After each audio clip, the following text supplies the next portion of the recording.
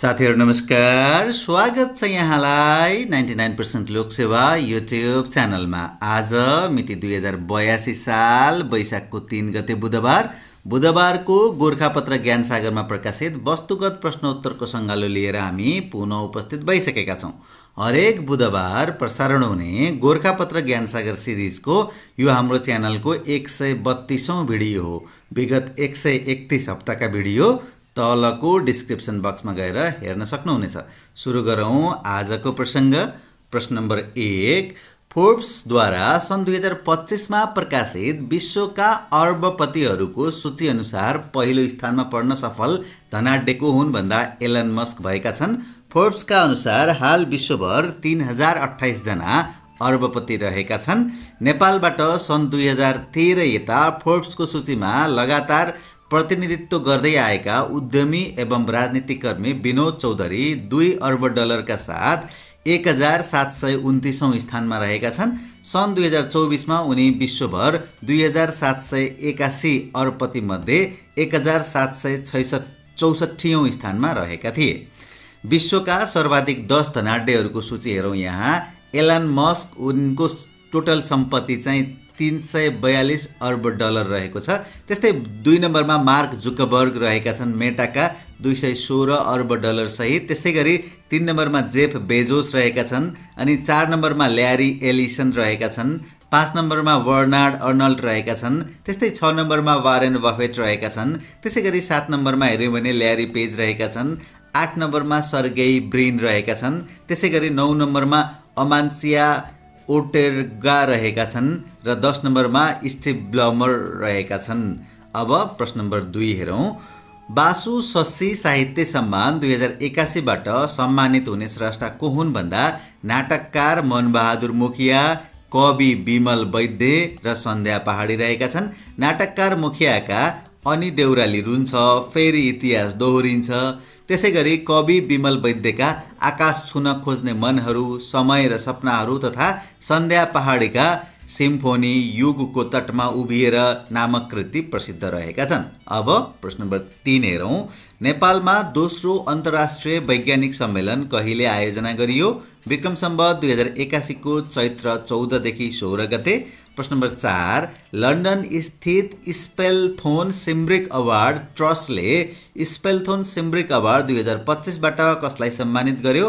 पत्रकार चिरन शर्मालाई। सन् 1982 मा स्थापना गरिएको सिम्ब्रिक अवार्ड ट्रस्टले बेलायतका समुदायमा विभिन्न क्षेत्र मार्फत स्वयंसेवकका रूपमा योगदान पुर्याउने व्यक्तिहरूलाई सो अवार्ड सम्मान गर्दै आएको छ। नेपाल पत्रकार महासंघ बेलायतका पूर्व अध्यक्ष समेत रहेका शर्माले विगत 18 वर्षदेखि नेपालब्रिटेन.com नामक समाचार पोर्टल सञ्चालन गर्दै आएका छन्। उनी नेपालको राष्ट्रिय दैनिक नागरिक न्यूजका बेलायत संवाददाता समेत हुन्। शर्मा सो अवार्ड प्राप्त गर्ने पहिलो गैर-आवासीय नेपाली हुन्। अब प्रश्न नम्बर 5 हेरौँ। कोशी प्रदेश पर्यटन वर्ष 2082 कहिले घोषणा गरिएको हो? विक्रम सम्वत 2081 को चैत्र 27 गते। प्रश्न नम्बर 6। अरुण, तमोर र सुनकोशी नदीको संगम स्थलमा रहेको विशाल ढुङ्गालाई के नामले चिनिन्छ भन्दा खुवालुङ भनेर चिनिन्छ। धनकुटा, भोजपुर र उदयपुरको सीमा क्षेत्रमा अवस्थित यो ढुङ्गा किराँत राई समुदायको सांस्कृतिक आस्थाको केन्द्र मानिन्छ। प्रश्न नम्बर 7। पद्मश्री साहित्य पुरस्कार 2081 कसलाई प्रदान गरियो? प्राध्यापक कृष्ण गौतमलाई उपन्यास अद्वैतको लागि। द्वैत, अद्वैत तथा बहुलवादमा आस्था भए पनि मानवताको सार मूल्य एक रहेको तथा विश्वास मत र मार्ग भए पनि मुहान एक रहेको व्याख्या गर्दै मानव समाजमा समभाव, समानाभूति र एकबद्धता स्थापना गर्ने विषयमा बोधगम्य भाषा शैलीमा उक्त उपन्यास लेखिएको छ।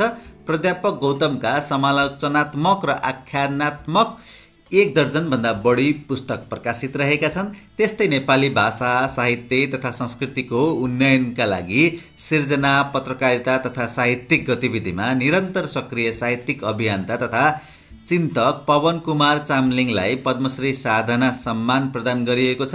चामलिङ 24 वर्ष भारतको सिक्किम राज्यमा मुख्यमन्त्री रहेका थिए।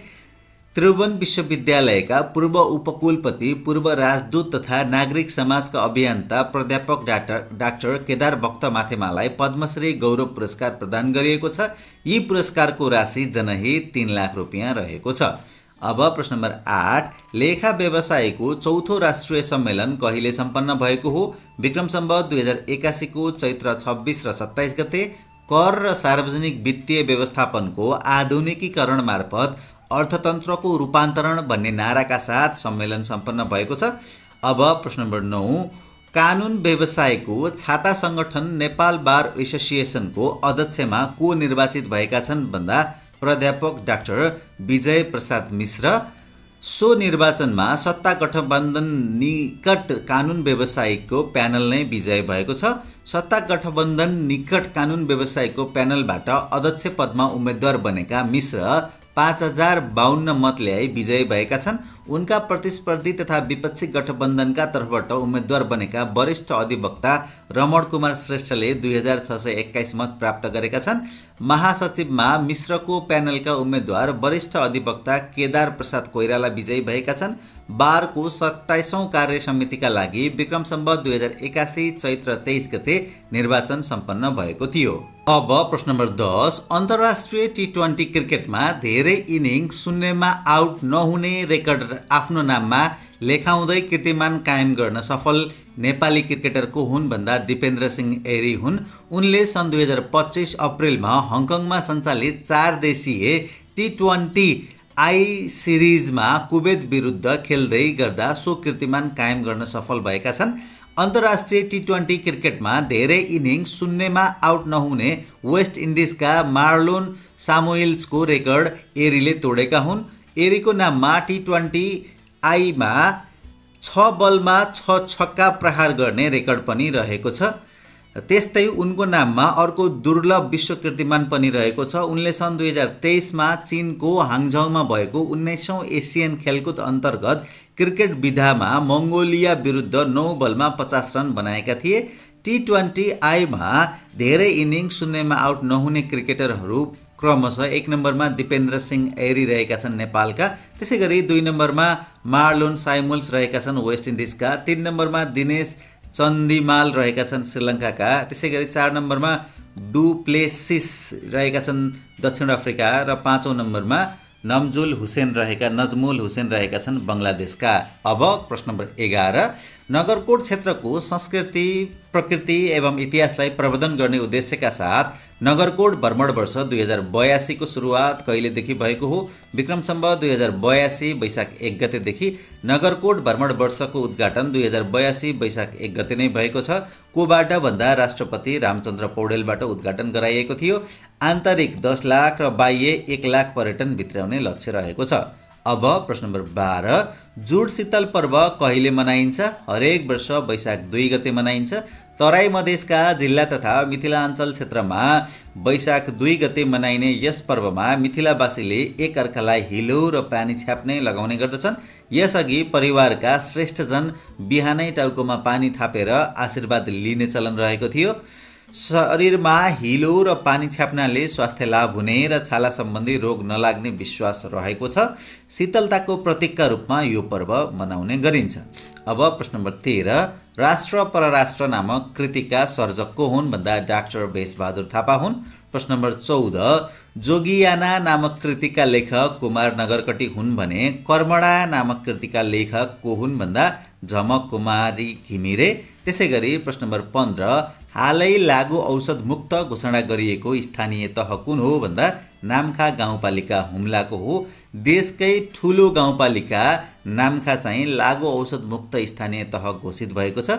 लागु औषध प्रयोग गर्नेहरू फेला नपरेको र आगामी दिनमा यसको प्रयोग गर्ने वातावरण नबनोस् भन्ने उद्देश्यका साथ 2081 चैत्र 27 गते लागु औषध मुक्त पालिका घोषणा गरिएको। प्रश्न नम्बर 16, बिमस्टेकमा सदस्य नभएका सार्क राष्ट्रहरू कुन कुन हुन् भन्दा अफगानिस्तान, पाकिस्तान र मालदिप्स हुन्। सार्क सदस्य नभएका बिमस्टेक राष्ट्र चाहिँ थाइल्यान्ड र म्यानमार हुन्। अब प्रश्न नम्बर 17, संयुक्त राष्ट्रसङ्घद्वारा अन्तर्राष्ट्रिय पारिस्थितिकीय प्रणालीको पुनर्स्थापना दशकका रूपमा घोषणा गरिएको दशक कुन हो भन्दा सन् 2021 देखि 2030 सम्म। त्यसैगरी प्रश्न नम्बर 18, WF को आदर्श वाक्य के हो भन्दा फर नेचर, फर पिपुल र फर एभर। त्यसै गरी प्रश्न नम्बर 19 बाल साहित्यको महत्त्व उजागर तथा पठन संस्कृति प्रवर्धन गर्ने उद्देश्यसहित राजधानी काठमाडौँमा प्रथम अन्तर्राष्ट्रिय बाल साहित्य सम्मेलन कहिले सम्पन्न भयो? विक्रम सम्वत 2081 को असोज 4 र 5 गते। सम्मेलनमा नेपालबाट 200 भन्दा बढी र बाहिरबाट 10 देशका 31 जना विदेशी सर्जकको सहभागिता रहेको थियो।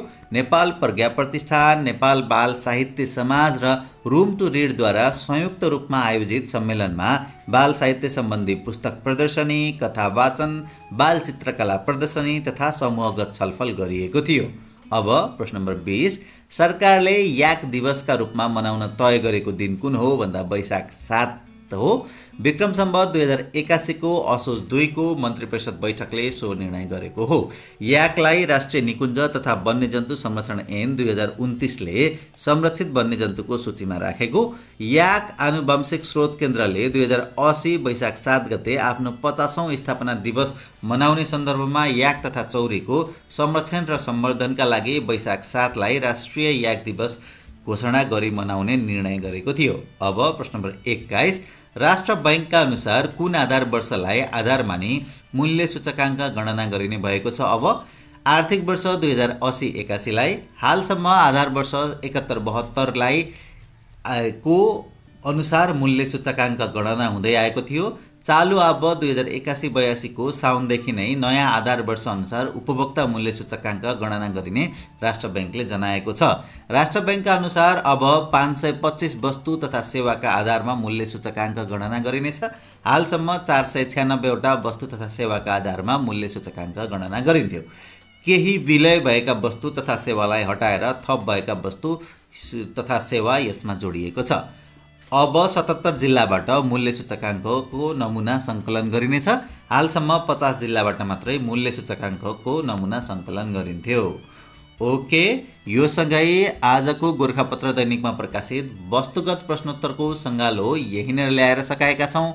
यतिन्जेल हेरेर र सुनेर साथ दिनुभयो यहाँहरू सम्पूर्णलाई धेरै धेरै धन्यवाद। यहाँको आगामी पल अध्ययनमा बितोस्।